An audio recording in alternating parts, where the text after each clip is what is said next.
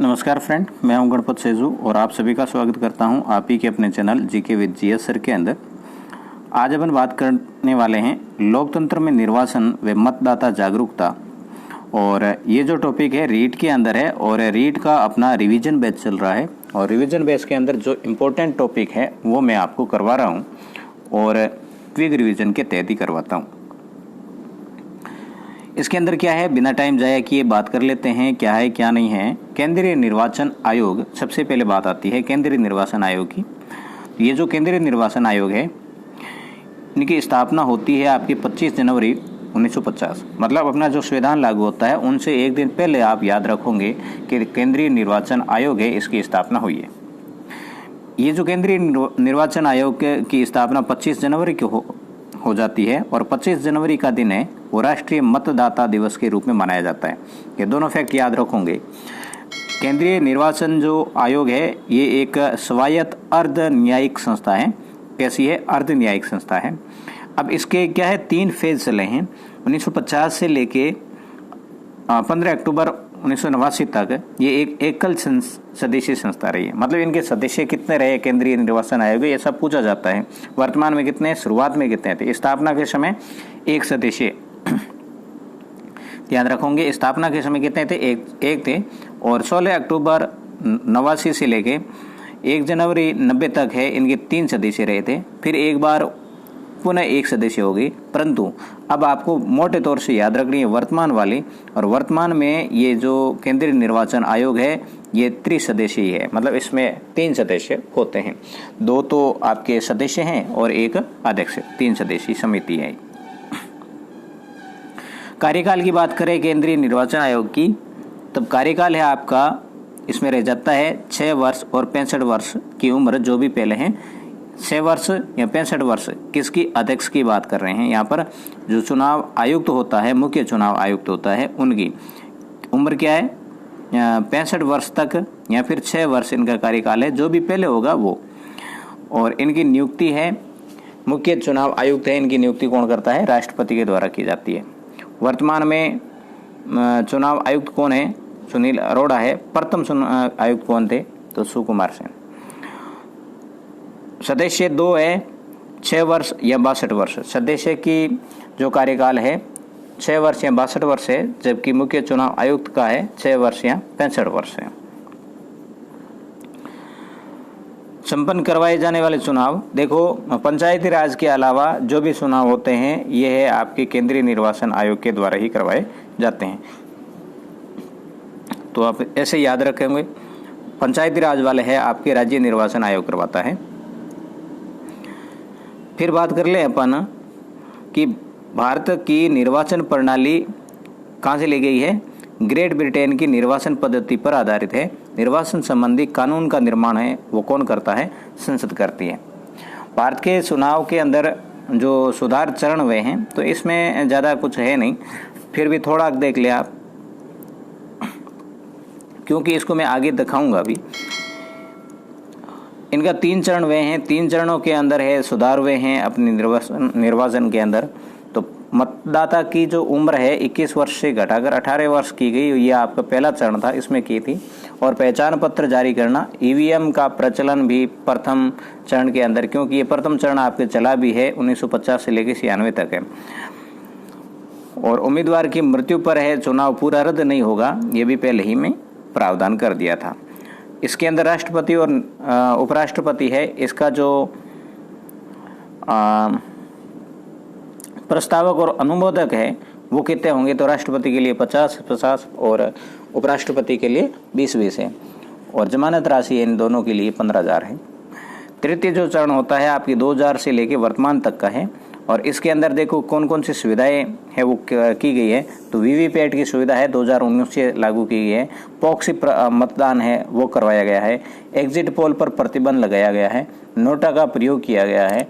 और 25 जनवरी के दिन मतदाता दिवस मनाया जाएगा, ये 2011 से शुरू हुआ है, वो अपन आगे देखेंगे भी। और चुनाव खर्च की जानकारी है देना जरूरी होगा। और पिंक बूथ है वो है अपनाया गया है यहाँ पर 2019 से। पिंक बूथ क्या है? महिलाएं हैं, उस पिंक बूथ पर है टोटल महिलाएं रहेगी जिनका नाम पिंक बूथ दिया गया है। मुख्य निर्वाचन प्रमुख निर्वाचन सुधार समिति कौन कौन सी हुई है, तो के संतानम समिति है 1962। अब देखो यहाँ पर समितियों के कम से कम आप नाम याद जरूर कर लेना। ऐसा आ सकता है निम्न में से निर्वाचन सुधार समिति नहीं है, तो आप पूरा नाम जरूर याद करें। यह है कि आपकी के संतानम समिति है, केंद्र सरकार के संतानम की अध्यक्षता में की गई चुनाव के उम्मीदवारों की जो न्यूनतम शैक्षणिक योग्यता है ना, वो निर्धारित की गई है। कौन सी? न्यूनतम शैक्षणिक जो योग्यता है वो निर्धारित की गई थी इसमें। फिर है तारकुंडे समिति। तारकुंडे समिति है 1974 में, और इसका है बहुसदस्यीय है, इनको बनाया गया निर्वाचन आयोग को।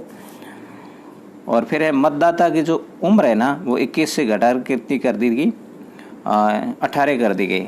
और ये उम्र किस संशोधन में घटाई गई, तो 61वां संशोधन हुआ था, संविधान संशोधन 1989 में, और उस टाइम प्रधानमंत्री कौन थे? राजीव गांधी। दिनेश गोस्वामी समिति 1990 में मतदाता की पहचान पत्र जारी किया गया, और ईवीएम की सिफारिश भी है वो दिनेश गोस्वामी समिति ने की थी। फिर आपके आ जाती है बोहरा समिति, और बोहरा समिति जो है 1993 के अंदर है ये आई, और इसने है राजनीति में आपराधिकरण की जो बात है वो उजागर की, और आपराधिकरण में भी टिकट जारी करना।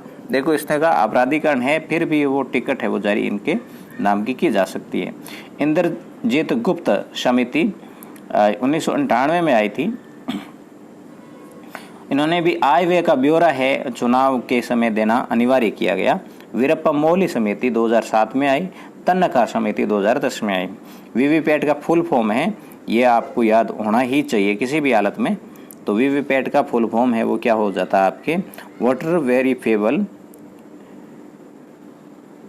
वेरीफिएबल पेपर ऑडिट ट्रेल, ये आपका वीवीपैट का फुल फॉर्म है। और फिर है आ जाता है कि ये BLO क्या होता है, तो बूथ लेवल ऑफिसर जो होता है चुनाव के समय नियुक्त किया जाता है सरकारी अध्यापक को। चुनाव विभाग द्वारा प्रत्येक मतदान केंद्र पर नियुक्ति की जाती है इसकी।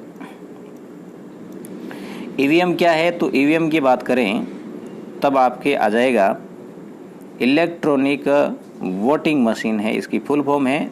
निर्माण है कौन करता है, ईवीएम जो मशीन होती है ना, इसका निर्माण कौन करता है, तो भारत इलेक्ट्रॉनिक लिमिटेड बेंगलुरु और कॉपरनिक्स ऑफ इंडिया लिमिटेड हैदराबाद के द्वारा किया जाता है। ये सबसे पहले जो ईवीएम है इसकी डिजाइन किसके द्वारा तैयार की गई, तो MB हनीफा के द्वारा की गई थी। किसके द्वारा? MB Hanifa.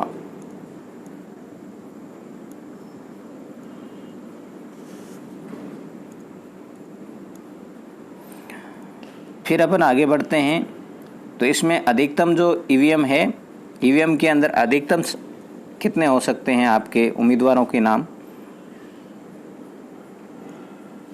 तो इसमें अधिकतम 16 हो सकते हैं। और इसमें अधिकतम मत कितने रिकॉर्ड किए जा सकते हैं, वोट, तो 3840 है। 64 उम्मीदवारों के अंकित किए जा सकते हैं, परंतु 16 उम्मीदवार के नाम अंकित रहते हैं। राजस्थान में सर्वप्रथम प्रयोग है, राजस्थान नहीं, सर्वप्रथम प्रयोग है 1982 के अंदर। केरल राज्य के अंदर 70 पारूर विधानसभा जो क्षेत्र है वहाँ पर है इसका प्रयोग किया गया था, किसका? ईवीएम का। राजस्थान में 1998 के अंदर पंचायती राज चुनाव है ना, उसके अंदर इनका प्रयोग शुरू किया गया था। और जून 1999 ईस्वी में गोवा में विधानसभा के समस्त निर्वाचन क्षेत्रों का चुनाव है ईवीएम के द्वारा करवाया गया था। तो पूर्णतः ईवीएम का प्रयोग है सबसे पहले कहाँ किया गया, तो गोवा में है। और यहाँ पर विधानसभा सबसे पहले चुनाव है ईवीएम के द्वारा करवाने वाला राज्य तो भी आपकी गोवा रहेगा।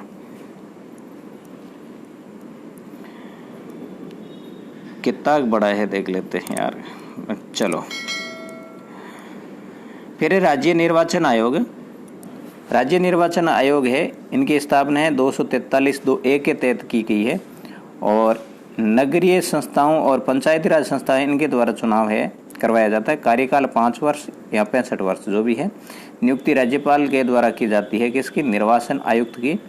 और 6 नंबर के हैं वो कौन है अभी? प्रेम सिंह मेहरा है। परिसीमन आयोग क्या होता है, तो परिसीमन आयोग देखो चुनाव का अपडेटीकरण होता है। इसमें 82 अनुच्छेद 82 के तहत राष्ट्रपति के द्वारा करवाया जाता है। 4 परिसीमन आयोग का गठन किया गया अभी। पहला 1952 है, दूसरा 1963 है, तीसरा 1973 है और चौथा 2002 है। चौथा जो परिसीमन आयोग है, इनके अध्यक्ष कौन है? कुलदीप सिंह। 25 जनवरी, यहाँ पर मैं आपको कह रहा था पहले कि 25 जनवरी 2011 को राष्ट्रपति प्रतिभा पाटिल ने राष्ट्रीय मतदाता दिवस से उनकी शुरुआत की थी। तो 25 जनवरी को राष्ट्रीय मतदाता दिवस मनाया जाता है और प्रथम राष्ट्रीय मतदाता दिवस है वो राष्ट्रपति प्रतिभा पाटिल है, इनके कार्यकाल के समय, और इनके द्वारा 2011 में है शुरुआत की गई थी। संविधान के भाग 15 में अनुच्छेद 324 से लेकर 329 तक है निर्वाचन संबंधी प्रावधान है। नोटा का प्रयोग है, विकल्प सबसे पहले है वो किसके द्वारा किया गया है? तो छत्तीसगढ़ राज्य के द्वारा किया गया। चुनाव आयुक्त आयोग जनप्रतिनिधित्व अधिनियम 1951 के तहत निर्वाचन संपन्न करवाया जाता है। 17वीं लोकसभा के आम चुनाव है वो मार्च मई 2019 के तहत, और 17वें आम चुनाव 2021 में 66.11% है वो मतदान रहा था। ये था आपके निर्वाचन से संबंधित वीडियो। अगला वीडियो आपके आने वाला है बाल अधिकार एवं संरक्षण से संबंधित। देखो, शॉर्ट एंड स्वीट लाने की मैं पूरी कोशिश कर रहा हूँ, तो सपोर्ट ज़रूर कर दीजिएगा अपने सभी दोस्तों के साथ में शेयर करके, वीडियो को लाइक करके। मिलेंगे नेक्स्ट वीडियो में, तब तक के लिए जय हिंद।